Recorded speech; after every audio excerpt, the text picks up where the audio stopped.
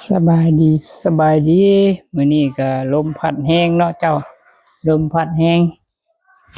เฮ็ดเวียกอยู่หน้าห้านคือเก้าวเสียงคนก็อยากบ่นอยากแซวแหน่เด้อเนาะพิจารณาด้วยเนาะพังหยังก็ได้เพื่อนๆมื้อนี้ก็กรรมกรบ่มาก็เฮ็ดกับภรรยาคือเก้าวสมปูนเทคานสมคานเทปูนนี่ล่ะ เฮ็ดไปมื้อละเล็กละน้อยเนาะเจ้ากรรมกรบ่มามื้อนี้กรรมกรหนาวลมว่าซั่นข่อยหนาวก็บ่อยู่แล้วเนาะเจ้าเฮ็ดเพื่อสุขภาพเฮ็ดเพื่อสุขภาพออกกำลังกายมื้อละเล็กละน้อยสมปูนมื้อละเล็กละน้อยแล้วเอาจักคานหนึงเนาะมื้อนี้บ่เอาหลายว่าซั่น เอาหลายมันสิเมื่อยอันนี้ออกกำลังกายให้สม่ำเสมอเนาะเจ้าเพื่อนกรรมกรหรือว่าตาดองกับเพิ่นบ่มาแล้วมื้อนี้เพิ่นมีอันออกกำลังกายเนาะเจ้าเพิ่นมีงานให้เฮ็ดหลายอย่างว่าซั่นข้อยก็มาเฮ็ดกับภรรยาข้อยมื้อนี้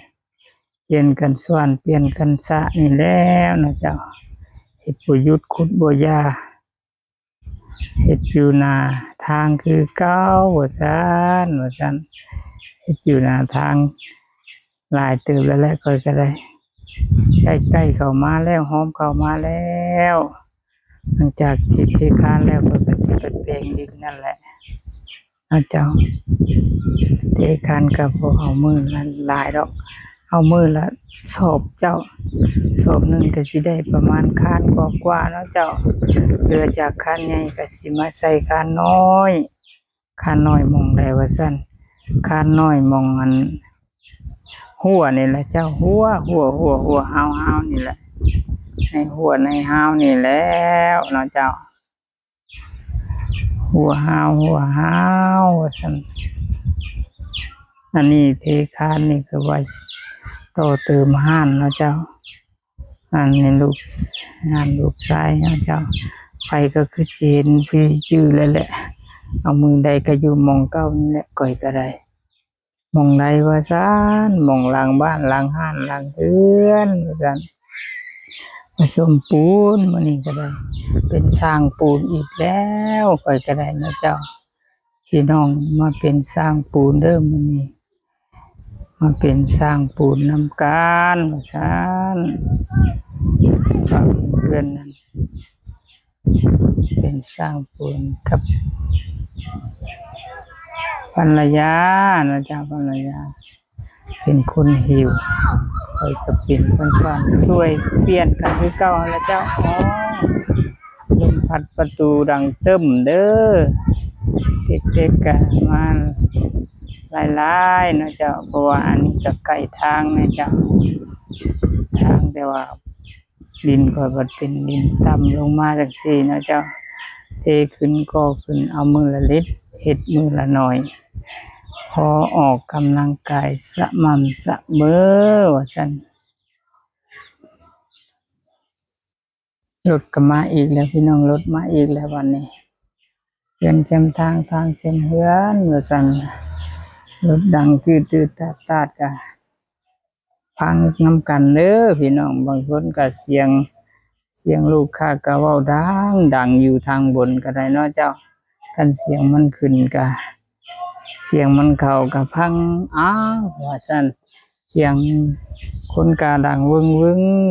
เข้าคือกันเนาะเจ้าเบิ่งแน่เพิ่นก็เฮ็ดแน่คือเจ้าก็ได้สิเป็นแต่เว้าหลายว่าซั่นเว้าหลายก็เสียงมันก็ฮอดเสียงข้อยแหละพวกเจ้าเอ้ยข้อยหาก็สวนมาได้นี่1 สอบก็เซิ้นสิก่อยหึงนะเจ้าแฮ่งสิยาวเหยียดเลยจังซั่นแต่ก่อยส่ำนี้ก็ยังหิวเทื่อละคุอ้าวว่าซั่น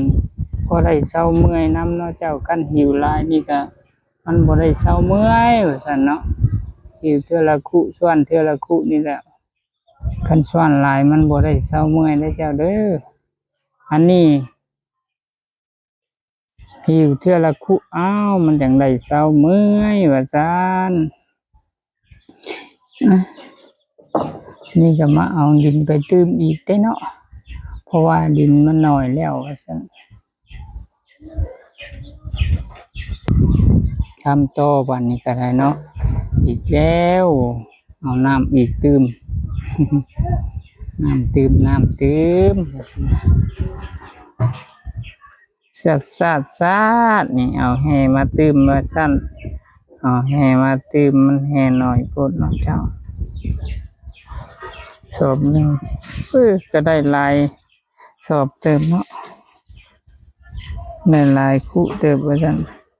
แห่ก็มาใส่อีกแห่ซองและเป็น3วันนี้น้ำก็ใส่น้ำเบิ่งเอาพี่น้องยังมันหม่องกอยมันน้อยหม่องกอยมันน้อยมันบ่คือได้บ้านเพิ่นมีอันรถโม่เนาะเจ้าอันนี้บ่ได้ใส่โม่ว่าซั่นใส่ส่วนใส่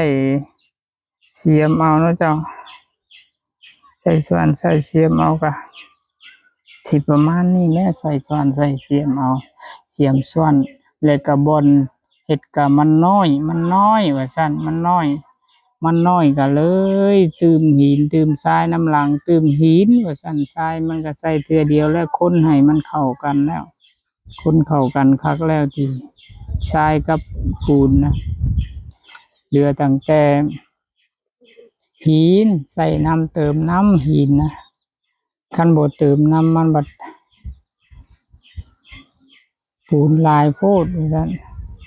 เพิ่นว่ามันบ่หนักบ่แข็งว่าซั่น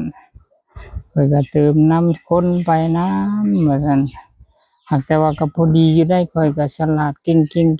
ว่าซั่นไล่ใส่กะทิเป๊ะว่าซั่นเฮาเจือนเอาแห่เอาอันเจือนเอาทรายกับปูนที่เฮาสมใส่กันไว้นะเฮาสมกะสะเอาหินลงมาปนกับทราย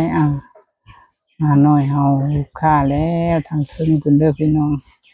เสียงบ่แตกบ่ตื่นดอกว่าซั่นมันปนพอดีคือเก่าคือส่วนมาใส่ก็ดียังใส่สบายส่วนสบายอยู่ว่าซั่นวิศวกรคนนี้ก็ได้เนาะเอาน้ำมาตื่นอีกแล้วธรรมดาเปิดก็ได้ธรรมดาเอาน้ำมาตื่นอีก2เท่าคือเก่าแล้วมื้อนี้ก็ได้เนาะกรรมกรจักโมงใดละสิมาเนาะเจ้าถือสิบ่มีกรรมกรแล้วมื้อนี้เนาะสิถือเฮ็ด2เท่าแล้วว่าซั่นเฮ็ด2เท่าก็ย่าเนาะเมื่อยก็พักว่าซั่นนักก็เช้าเบาก็เฮ็ดต่อบ่ยากบ่ซ่าหลายคนเฮ็ดมันก็เมื่อยคือเก่าว่าซั่นเฮาก็ต้องได้ใช้หลายเอาผู้เป็นผู้แนะนำนี่ก็สิเมื่อยคือเก่าเนาะหลายก็ได้ว่าซั่นเฮ็ด2เท่าก็พอดีนักก็เช้าเบาก็สู้ต่อว่าซั่นก็สบายอีกคือเก่าเนาะบ่ได้ยากได้ซ่าว่าซั่นวันนี้ก็ซ่านให้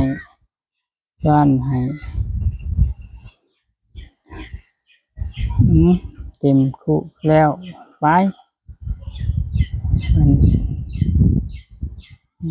อันต้อมมันยังก็บ่ได้เฮ็ดได้แล้วนะมีแต่คอยผู้เดียวไปจัดให้เบิ่งแล้วก่อนแล้วถอกสิเต็มระบบว่าซั่นเฮ็ดคานเดียวกันคือว่าคนไปไวอยู่คานก็ใหญ่เติบบ่เนาะปูนค่อยสอบหนึ่งพอดี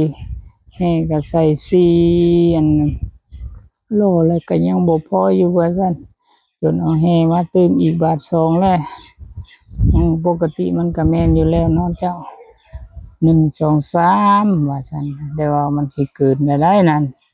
เป็นได้จังสิเกินว่าซั่นสิเกินแล้วแห่มาใส่เลยๆนี่ก็ยังตักไปตักเองค่อยถ่ายอยู่พี่เราได้บาทนี่ให้ภรรยาไปตักเองภรรยาไปตักเองหน้าถอกก็สิเต็มแล้วบัดนี้ เออใกล้สิเต็มแล้วไว้สิเต็มแล้ว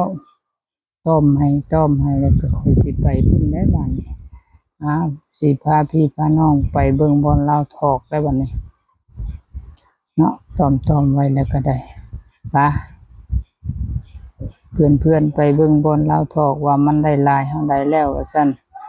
เราทอกหลายเท่าใดแล้วว่าซั่นคือนานเต็มแต่ป๊าตุกคานก็บ่ได้ยาวบ่ได้ใหญ่ปานใดก็คือเต็มไว้แท้แล้วว่าซั่นเต็มบ่ได้เต็มไว้เด้ว่าซั่นหลายล้อเติบเนาะอันคานน้อยๆนี่ก็ได้เด้หม้อสิเต็มแล้วเอามานั่นสิเหลืออยู่จักหน่อยเนาะคานก็ล้างก็บ่ได้เฮ็ดยากเฮ็ดช้าดอกเจ้าคานก็ตอกลักห่างๆกันไปนี่ก็อยู่แล้วว่าซั่นเพราะว่าเฮ็ดติดดินเป็นคานติดดินเนาะเฮ็ดง่ายถอกง่ายเทง่ายอยู่แต่บัดขาคานถึงนี่พังไปเด้อเจ้าเนาะตอนนี้แม่นคานเทติดดินนี่มันก็ง่ายดอกถอกก็ดีลูกก็ดีเรื่องล้างก็ตอกบ่แน่นบ่หนาก็มันอยู่ได้เนาะเจ้าเพราะว่ามันเป็นคานต่ำคานติดดินถ้าว่าคานสูงนี่ก็สิได้เฮ็ดตอกแน่นหนาคาคัดแล้วค่อยก็เนาะเจ้า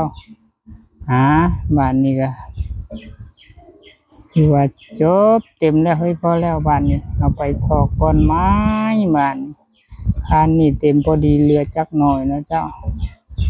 คานขีดติดดินมันก็อยากเปลืองก็เปลืองอยู่เพราะว่ามันหัวแต่ว่าหัวบ่ได้ไปใส่ดอกหัวลงนี่ก็เป็นอันแน่นอันหนาคือเก่าเพราะว่าเฮาก็บ่ได้จิกคักจิกแน่เพราะเท่าใดเนาะเจ้ามันห่างมันหยังก็บ่เป็นหยังเพราะว่าเฮายังสิถม